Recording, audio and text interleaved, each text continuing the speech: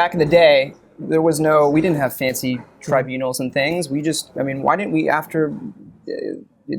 didn't we just kill the Nazis? Was that ever an option that we thought about? It absolutely was considered. Winston Churchill and Franklin Delano Roosevelt, early on in World War II, were considering, in the case of Churchill, castration and killing. Excuse me? Castration.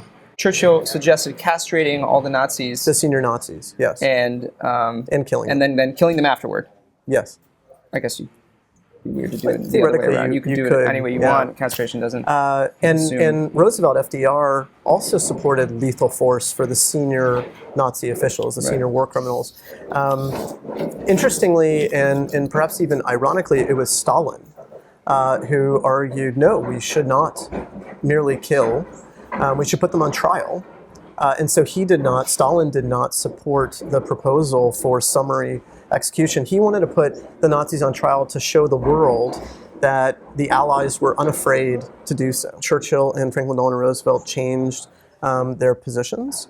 Finally, the Allies decided to prosecute jointly through the multilateral military tribunal of Nuremberg, and unilaterally through different courts in their zones of occupation. To answer your question, the United States government and many other governments, including Western liberal governments, have certainly considered using summary execution, targeted killing, in the past to deal with their enemies. Arguably, the United States government in particular is using that right now.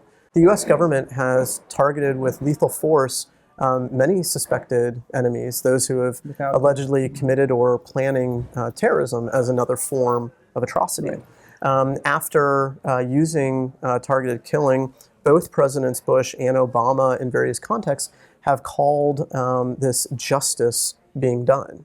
But as I would argue, this is more along the lines of vengeance. It's not the classical sense of justice through the use of procedural and substantive due process.